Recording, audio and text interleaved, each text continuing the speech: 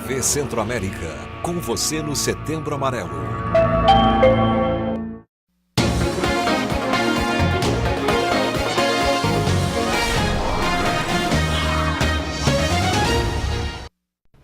Bom dia para você, bom dia Elias. Olá, bom dia. O MTTV está no ar com mais uma edição especial para todo o estado. As emissoras de Rondonópolis, Tangará da Serra e Sinop também estão com a gente nessa última entrevista ao vivo na rodada com os candidatos a governador de Mato Grosso.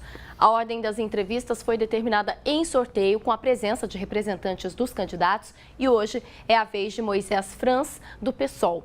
Nas entrevistas, durante toda a semana, a gente tratou dos temas marcantes de cada uma das candidaturas, questionamos assuntos polêmicos e abordamos a viabilidade de alguns pontos dos programas de governo. E assim será nessa última entrevista da rodada. O tempo total é de 20 minutos, o mesmo tempo para todos os candidatos. A Luzimar Colares está aqui conosco no estúdio e é ela quem vai conduzir a entrevista, mas a gente já faz uma primeira pergunta. Candidato, a folha de pagamento do Estado está acima do recomendado pela Lei de Responsabilidade Fiscal.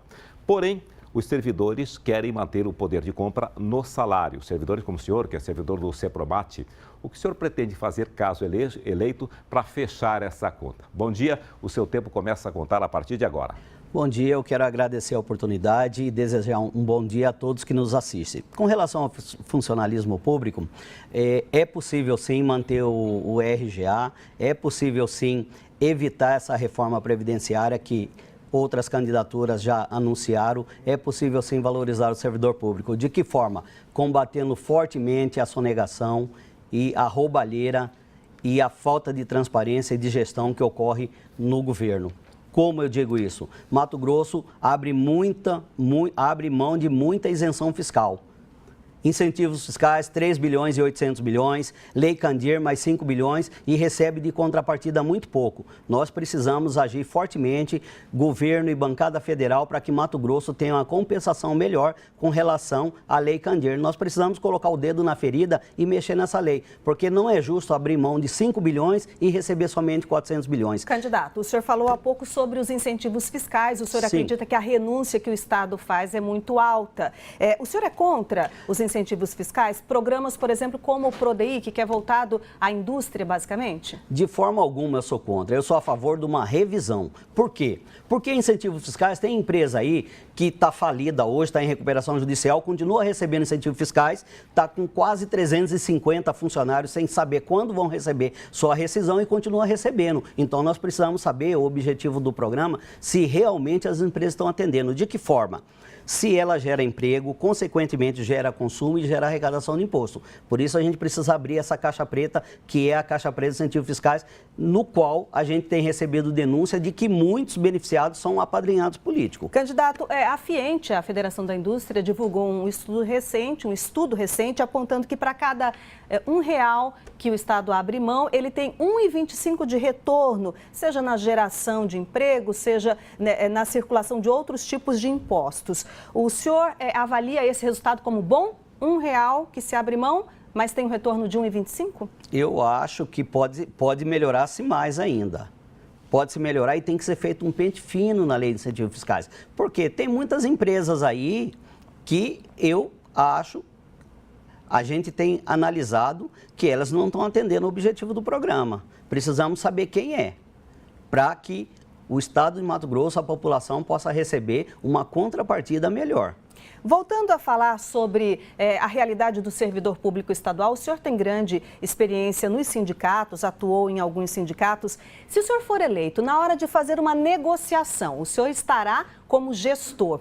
Como é que o senhor vai fazer essa conta levando em consideração o orçamento que temos para o ano que vem, 19 bilhões, e os pedidos dos dirigentes sindicais? Como é que o senhor vai encontrar um ponto comum para não estourar o caixa do Estado e atender às reivindicações dos sindicatos? Uma das medidas no nosso governo vai ser rever essa PEC do teto dos gastos, porque ela congela investimento em saúde, em educação e segurança, que são áreas prioritárias e dever do Estado. Isso é um absurdo, é um atestado de incompetência um governo que cria uma PEC dessa. A arrecadação está aumentando. todo mês está aumentando. Tanto é que eu ouvi hoje no jornal pela manhã que está aumentando. O senhor é contra a PEC do teto dos gastos? O senhor acha que não precisa ter um limite para os gastos do Estado? Precisa ter gestão e competência para administrar um Estado. A gente tem que acabar primeiro de tudo com a roubalheira. 1 bilhão do VLT, quantos hospitais poderiam ser construídos nesse interior de Mato Grosso? Fora denúncia de roubalheira na SEDUC, no DETRAN e por aí vai. Se rouba muito nesse estado, a população não aguenta mais, a população busca um serviço de saúde e sente falta. Por quê? Porque falta atendimento, porque o dinheiro não chega lá na sua finalidade. Voltando à minha pergunta, como é que o senhor faria então para negociar na posição de governador com os sindicatos? Por exemplo, numa greve, se houver uma greve, o senhor recorreria à justiça para forçar o servidor a voltar ao trabalho, numa negociação em que não houvesse um acordo? Sim, eu como sindicalista já enfrentei várias mesas de negociações e a gente sabe da dureza dos patrões. Estive sempre do lado do trabalhador. Como gestor, o meu caminho é a negociação. Não existe nada melhor do que negociar. Para mim, não tem problema sentar 1, 2 horas, um dia para negociar com os trabalhadores. Porque os trabalhadores, enquanto governo, você tem que entender que eles são a linha de frente do atendimento do governo lá na frente para a população. E reposição salarial é o mínimo para que o trabalhador possa recompor o poder de compra do seu salário, que é corrompido durante o ano devido à inflação. Então, nós temos, sim, enquanto governo, valorizar os servidores públicos. O senhor defende, o seu partido defende concurso público em todas as esferas, só que há muitas gestões, não só Mato Grosso, não só o governo do estado, que usam os contratados até para regular a folha, para ter uma margem de corte quando for necessário. Se o senhor for eleito, por exemplo, o senhor vai extinguir servidor contratado, aquele que tem um contrato temporário com o governo? Como é que vai funcionar? Bom, nós temos notícia aí que cerca de 43% da folha de pagamento é de comissionado ou contratado. Comissionado geralmente são os apadrinhados políticos. A gente está vendo aí nessa campanha partidos com 10 coligação, outros com 9, com o único objetivo de lotear os cargos públicos do Estado e angariar tempo de TV e recursos para a campanha, para chegar ao poder a todos os custos, representado pelo grupo econômico do agronegócio. O eleitor ele tem que saber certinho que ele vai votar, pesquisar a vida, porque não é isso. Nós, enquanto governador, nós queremos cortar, sim, cargos comissionados, ainda tem muito. Comissionado, mas o contratado, por exemplo, educação, a gente sabe que grande parte dos professores, eles têm um contrato temporário, sim, nós queremos fazer concurso público, que é a obrigação do Estado, está na Constituição, e um gestor competente ele tem que cumprir para fazer o concurso público, até para dar tranquilidade, porque o professor chega no final do ano, ele não sabe se no ano que vem ele vai ter um contrato. Nós queremos dar tranquilidade, principalmente para essa rede de professores que são contratados e em outras áreas também, como na saúde, precisamos rever essa questão do orçamento, remanejar verbas. Por exemplo, o governo gasta em torno de 86 milhões com publicidade. Isso dá para construir um hospital no interior, dá para construir um outro pronto-socorro em Cuiabá. Nós precisamos ter a coragem e a competência de pôr o dedo e remanejar esse orçamento. Então, não iria extinguir contrato temporário? Como é que faria, por exemplo? O senhor não teria como chegar lá na posse dia 1º de janeiro e já abrir um concurso público. Como é que o senhor faria nesse período em que não tivesse a condição de realizar o concurso público? Eu não estou falando nem de cargo comissionado, eu estou falando contratos temporários para áreas básicas, como educação, como saúde. Como é que o senhor faria nesse caso? Vamos ter que buscar uma solução alternativa para que as escolas não parem de funcionar por falta de professores e regularizar essa situação. Não sei se vai ser imediatamente, porque temos que, se não temos condição de fazer um concurso público imediato, vai ter que ser um contratado pelo menos por 6 meses enquanto se realiza um concurso público. Mas a nossa gestão, fortemente a gente vai atuar para regularizar a questão desses contratados no Estado, que hoje eles têm grande preocupação. Eu tenho conversado com professores que chegam em novembro, dezembro, ele entra num desespero porque não sabe se vai conseguir alocação para o próximo ano, no seu mesmo governo, contratado. 100% dos servidores seriam concursados em todas as áreas. O senhor, por exemplo, acabaria com gestão de hospitais por OSS, as organizações sociais? E eu repito a pergunta, 100% dos servidores públicos do Estado seriam concursados? Vamos trabalhar para se alcançar os 100%. E isso é que é um governo legal, que é um governo que cumpre a lei. Com relação à OSS, uma das primeiras medidas de governo vai ser o rompimento dos contratos. Todos os contratos, mesmo aquelas OSS que apresentam todos, bons vamos resultados? reestruturar a rede pública de saúde. De que forma? fortalecendo os hospitais regionais, os hospitais de pequeno porte no interior, para que o cidadão não precisa sair lá de Porto Alegre do Norte, de Vila Rica, para vir buscar saúde aqui em Cuiabá. Ele tem direito a atendimento, é um dever do Estado e que hoje está terceirizado com a OSS. Nós estamos vendo uma questão de OSS muito séria no Hospital São Benedito, onde o gestor, segundo a mídia, é o próprio administrador da OSS. Agora, se o senhor romper, por exemplo, com as OSS, o senhor teria que repor o quadro de servidores. O senhor disse que não pretende fazer contrato temporário. Como fazer, por exemplo, Regional de Rondonópolis, que são 700 funcionários. Se tirar a OSS de imediato, se tirar os temporários, para de funcionar. Como resolver essa questão? Nós vamos fazer isso gradativamente, até porque nós não somos inconsequentes de parar a saúde pública. Enquanto governo, nós queremos fazer o que a Constituição determina. O servidor público, ele tem que ser contratado por concurso público. E nós vamos nos empenhar ao máximo para fazer disso uma rotina no governo, não fazendo contratado, porque a gente tem denúncia aí de que muito contratado na saúde é apadrinhado político, está lá nem desenvolvendo função. Então, por isso que precisa fazer concurso público, para valorizar a classe de servidor público e implantar isso gradualmente. A gente não consegue transformar um sistema com um simples ato de governo. Nós precisamos de tempo, e de dinheiro, tempo né, rápido. Candidato? Dinheiro, porque 19 bilhões para o ano que vem. Parte disso tudo está comprometido. 14 bilhões só com a folha já comprometido. Tem os repasses para os poderes, tem pagamento da dívida. De onde tirar dinheiro para fazer tudo isso? Forte combate à sonegação, busca de compensação maior da Lei Candir. Nós precisamos ser otimistas. O senhor acha que resolve o problema Eu de tenho caixa? sentido a imprensa matogrossense muito pessimista e encampando o discurso dos pessimistas. Nós, enquanto gestor, nós temos que ter competência. Eu acho que está faltando muita competência para um gestor aqui. Um estado riquíssimo que produz bilhões, exporta mais de 40 bilhões de dólares por ano em agronegócio que não gera um retorno. Nós precisamos distribuir essa riqueza do agronegócio. Como é que ficaria a relação do senhor, caso eleito, com... O senhor fala bastante sobre o agronegócio. O senhor faz algumas críticas, inclusive. Sim. Como é que ficaria a relação do senhor governador com o setor do agro, que hoje é responsável por grande parte da economia regional e também tem uma forte influência no PIB nacional? Bom, principalmente a influência do agronegócio é na política, né? Nós estamos vendo aí nas outras 3 chapas um representante do agronegócio.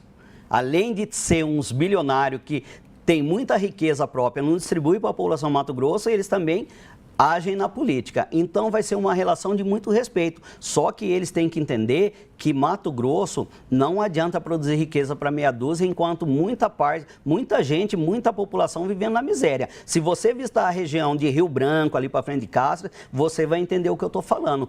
Produz-se muito, fica na mão de poucos e o povo não tem nada. Então, nós precisamos industrializar um pouco dessa produção aqui. Eles têm que abrir mão da ganância, do dinheiro pelo dinheiro e gerar renda para o povo. O senhor diz o produtor rural tem que abrir mão O senhor disse eles quem? Os barões do agronegócio. Nós precisamos industrializar um pouco dessa produção aqui para gerar emprego, gerar consumo e gerar arrecadação. É isso que o povo quer. Candidato, o seu partido, o PSOL, lançou chapa pura. Em Mato Grosso não tem nenhum representante nem na Assembleia Legislativa, nem na Câmara Federal, nem no Senado. Para encampar todas essas suas propostas, para colocá-las em prática, o senhor precisaria de apoio da bancada na Assembleia, no Congresso Nacional. Como é que ficaria essa ligação, já que o PSOL hoje é um partido de pouca representatividade em Mato Grosso? Olha só, eu entendo que um governo tem que ter uma relação de respeito com a Assembleia. Nós não podemos pagar mensalão nem mensalinho para deputado trabalhar em prol do povo. O deputado, ele tem que trabalhar, ele tem que se eleger para defender o povo mato-grossense lá na Assembleia, fazendo leis que beneficiem a população e fiscalizar o governo. E o governo, enquanto executivo... Como convencer o deputado a apoiar as suas propostas? A gente não está falando de negociação por vias ilegais, nem nada. A gente está falando da negociação republicana, o governador que tem que se relacionar com os deputados. Vamos encaminhar nossos projetos para a Assembleia e convocar a população para que pressione os deputados para que aprovem. Nós não precisamos ter uma bancada para governar. Nós precisamos aplicar cada centavo dos altos impostos pagos aqui no Mato Grosso, como, por exemplo, a energia 29%, combustível 29%. Isso eu estou falando de ICMS, fora os outros impostos que chegam a quase 50%. O senhor baixaria alguma alíquota? O senhor diminuiria a cobrança de imposto de alguma forma? Temos proposta, sim, de aumentar a arrecadação e, consequentemente, abaixar essas alíquotas, que o trabalhador mato-grossense, o povo mato-grossense, não aguenta mais pagar imposto. É a maior taxa de imposto do mundo se paga aqui em Mato Grosso. Candidato, em ocasiões anteriores, o senhor não deixou bem claro se o senhor pessoalmente, se é favorável ou não a concessões de serviços públicos, parcerias público-privadas, privatizações. Inclusive, o seu partido é contrário às privatizações, fala inclusive em reverter privatizações que foram realizadas no país. Qual que é a sua opinião sobre isso? Parcerias público-privadas, concessões e privatizações? Eu sou contra, porque no Brasil agora se pratica a política do entreguismo. O Estado vai, investe bilhões e entrega para a iniciativa privada ganhar muito. Um patrimônio do povo é entregue de que maneira? Tanto é que a gente vê um exemplo claro que eu vou te citar de entreguismo. Rodovia MT-100, Alto Araguaia, Barra do Garça, está lá inacabado, o povo reclamando. Quem mora em Nova Chavantina tem que dar a volta lá para o Jataí para entregar sua safra lá em Alto Araguaia. Por quê? Porque não existe estrada. Falando em privatizações, por exemplo, vamos dar um exemplo aqui em Mato Grosso. O serviço de distribuição de energia foi privatizado no passado. Telefonia também, a gente tinha Semate, a gente tinha Telemate. O senhor é favorável, por exemplo, se o senhor tivesse possibilidade legal de reverter isso e voltar ao que era antes, Telemate, Semate, por exemplo? Sim, porque na época, embora o serviço era melhor. O senhor acha que a telefonia funcionava melhor quando era telemate? Principalmente a fixa. Eu falo isso para quem mora nos novos bairros de Cuiabá, serviço de correio, serviço de telefonia. A maioria das pessoas que tinham acesso a ter um telefone fixo era artigo de luxo. A gente colocava até na declaração de imposto de renda. Mas a sociedade evoluiu e hoje com a tecnologia, está muito mais fácil. A questão tecnológica, quando das privatizações, elas eram muito complicadas. Hoje, com o avanço da tecnologia, é muito mais fácil. Você faz telefonia via IP, via um monte de software e de tecnologia que facilita. A questão da privatização é uma política neoliberal que vem no Brasil de muito tempo, que tem que entregar todo o patrimônio público. O Estado tem capacidade para fazer tudo isso? Investimento em tecnologia, em todas as áreas? Sim, o gestor tem que ter competência, tem que ter uma equipe boa. E nós pretendemos trabalhar com a sociedade civil organizada, com os mestres, com os doutores que estão fora do governo, porque os cargos políticos estão loteados para partido político. A gente quer trazer isso para o governo, tem muita coisa nova. Mato Grosso, por exemplo,